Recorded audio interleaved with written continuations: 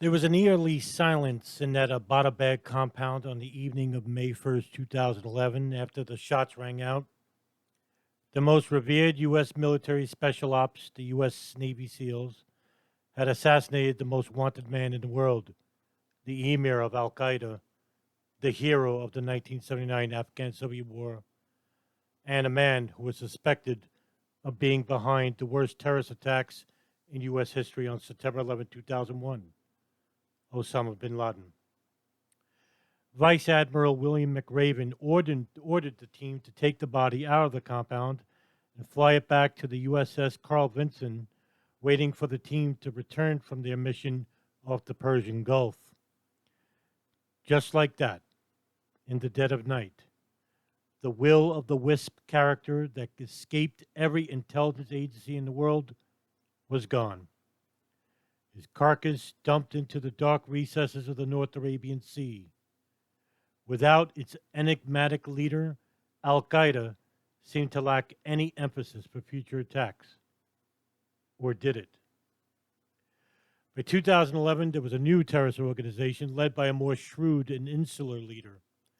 The Islamic State of Iraq had just regrouped out of Tikrit, Iraq, and into Damascus, Syria. The country was under a civil war with the Bashir al-Assad government and its Alawite regime.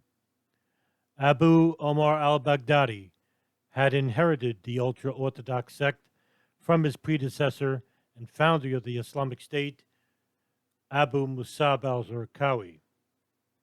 Al-Zarqawi from Jordan had named it originally the Jabhat al-Tawhid wal-Jihad in 1999, where he met with bin Laden in Afghanistan, and it was through his previous upbringing from his family that he fermented his hatred for Jews, and more so, Shia Muslims, who he managed to call munafiq, or fake. On his first meeting with bin Laden, al-Zarqawi reportedly declared Shiites should be executed. Bin Laden thought of al-Zarqawi as too rigid, as well as too volatile, but he had some use for his former pimp and drug dealer. Al-Zarqawi had plans of his own to topple King Abdullah from Jordan and implement an Islamic caliphate.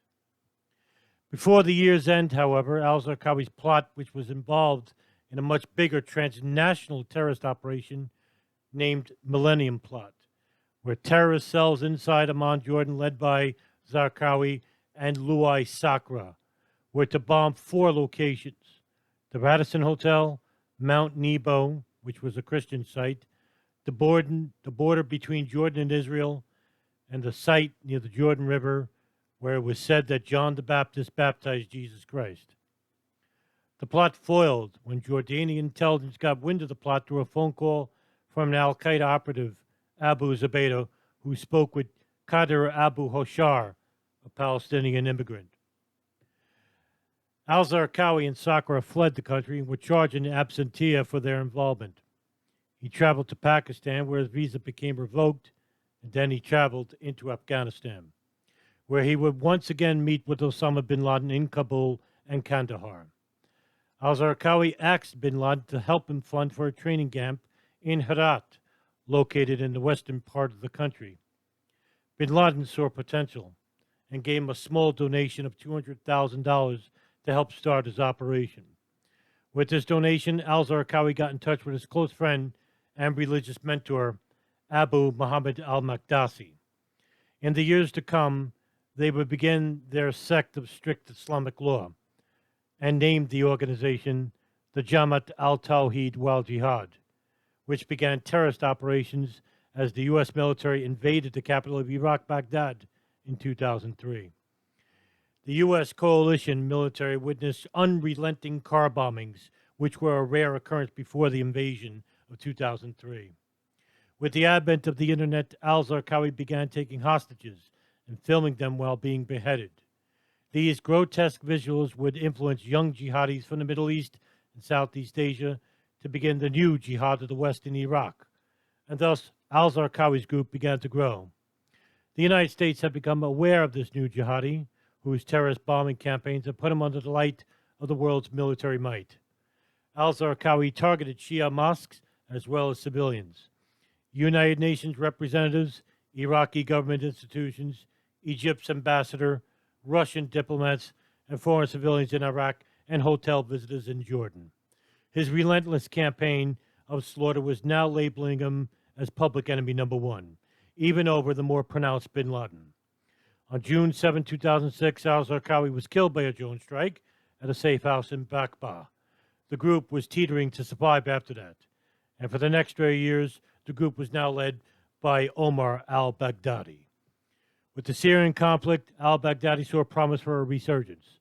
With the Syrian jails allowing prisoners, mostly Salafi jihadis, imprisoned by the al-Assad government, the Islamic State in Iraq was now recruiting them to fight against the cursed Shia Alawite regime.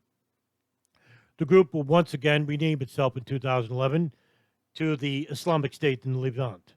It was here in 2011 and 12 that we witnessed the true potential and exponential growth into a transnational threat.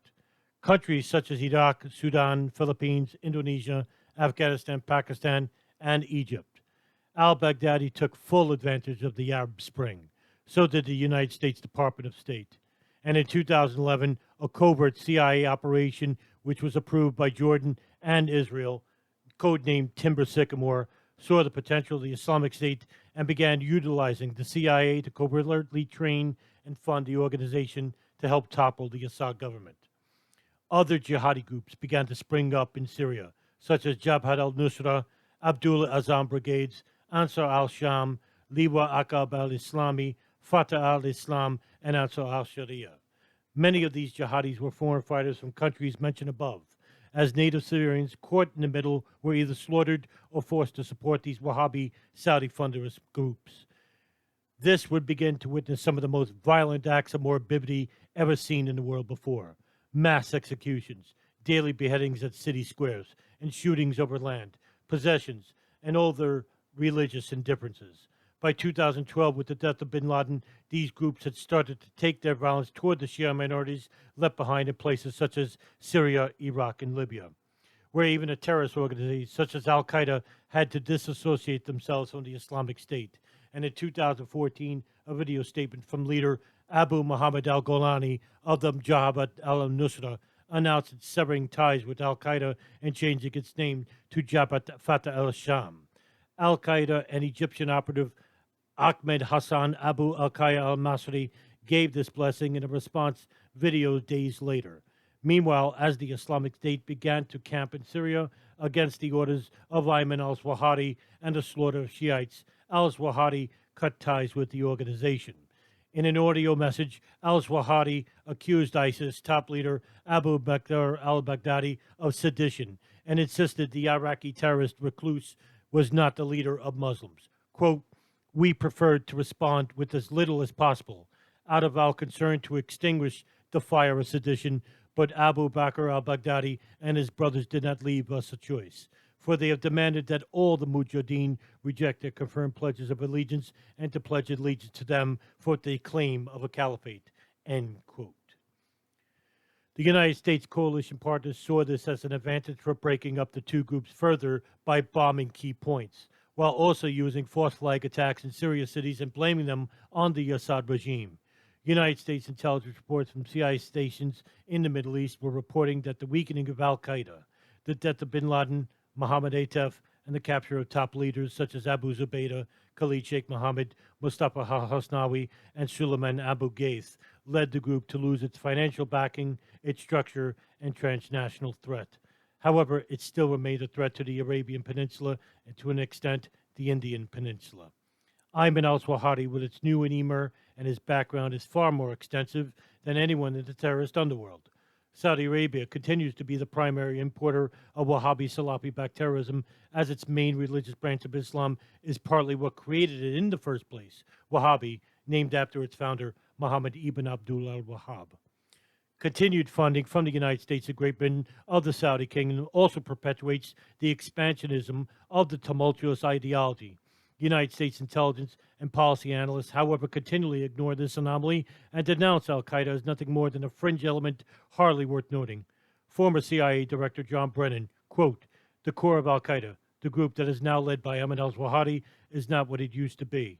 But it did take quite a bit of patience and time and a deliberate and focused years-long effort for us to be able to say that we really have taken off the battlefield much of al-Qaeda's capabilities, end quote. But nothing could be further from the truth in regards to al-Qaeda's capabilities. Even after Jabhat al-Nusra had temporarily disassociated from al-Qaeda in 2014, Abu Muhammad al-Jilani swore loyalty to Ayman al-Zawahiri.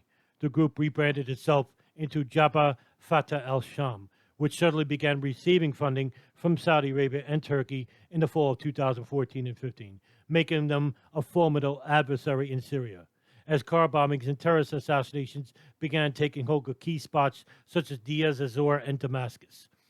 Terrorist groups who al-Qaeda had influenced began taking more prominent roles. Groups such as Abu Sayyaf in the Philippines, al-Shabaab in East Africa, and al-Qaeda in the Islamic Maghreb in Algeria. Groups who al-Qaeda had major influence during the late 1990s and backed by Saudi donors, where certain financing come from the United States Islamic charities and the Muslim World League. These Wahhabi-led groups are in defiance of their governments, who they deemed either kafir or munafiq. The ideological ultra-conservative Wahhabis began taking the fight to the near enemy, as it was declared many years ago by Ahmed al-Zawahiri and Muhammad ibn al-Faraj Zawahiri, who wrote Knights Under the Prophet's Banner, where he described Arab secular governments as the near enemy, with the United States and Israel as the far enemy. With Libya also falling with the death of its antagonist leader, Muammar Gaddafi, the country is currently still under a civil war waged by nationalist groups under Islamic jihadis fighting over meters of land. Al-Qaeda's influence is currently being felt in places such as Tripoli, and less than a month after the death of Gaddafi, the al-Qaeda flag was seen flying off the roof of a courthouse in Benghazi city center.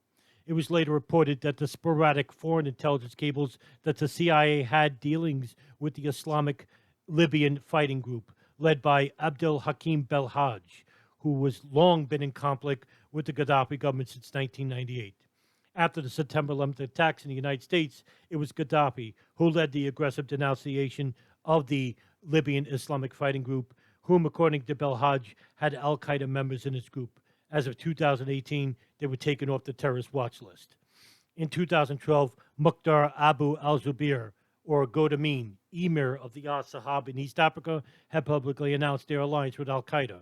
In an audio recording taken on February 9, 2012, quote, "On behalf of the soldiers and the commanders in al-Shabaab, we pledge allegiance to you. So lead us to the path of jihad and martyrdom that was drawn by our Imam, the martyr Osama," end quote.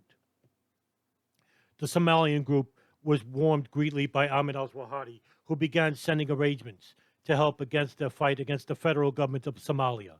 Al-Qaeda had a previous history in Somalia. It was where the Battle of Mogadishu took place, where militants headed by Mohammed Afara Adid and trained by Mohammed Atef and al-Qaeda back in 1991 and 92. Bin Laden had sought refuge in Khartoum, welcomed by the popular National Islamic Front leader Hassan al-Turabi, when bin Laden was ostracized by the Saudi government. In September 2014, a U.S. drone strike carried out as part of the broader mission called Operation Indian Ocean killed al-Shabaab leader Ahmed Abdi Godan. The group, however, remained unaffected and even carried out terrorist bombing, such as the September 13th Westgate shopping mall attack, October 14, 2017 Mogadishu bombings, and December 2019 Mogadishu bombings. On September 11, 2019, Ayman al-Zawahiri made an audio message calling for the attacks of U.S., European, Israeli, and Russian military targets. In a 33-minute audio, he exclaimed, quote, "If you want jihad to be focused solely on military targets, the American military has presence all over the world, from the east to the west. Your countries are littered with American bases, with all the infidels therein and the corruption they spread," end quote. The audio was released on the al-Shabaab website. They are al-Qaeda's media arm. The Islamic State continued to remain somewhat relevant, but their transnational threat to the public may not be what they used to be. However, the internet is the best influence of many of the Wahhabi organizations, and they realize the potential it possesses. The Islamic State still, periodically, publishes propaganda videos, which are received by the poor disenfranchised who reside in Europe and the United States, as they are being manipulated by these Salafi theatrical entrepreneurs who take advantage of these maligned youth. The countries who house these young men, who are being manipulated by groups such as the Islamic State and Al Qaeda, are under a constant threat due to the volatile nature of these groups and their ultimate intentions, which is to overthrow the Crusader Jewish world and replace it with an Islamic caliphate which has no compromise. Meanwhile, as the United States coalition continued to bomb Arab countries in the Middle East, killing hundreds of thousands, based solely on military expansionism and influence from the Saudi-Israeli lobbies, we will create new terrorists to replace the dead ones. As we kill more Arabs and Muslims with our demented view of spreading democracy and conducting a war on terrorism. The irony of conducting such a war is we continually support the main producer of Wahhabi brand terrorism in Saudi Arabia, which has given us the enemy we are currently fighting.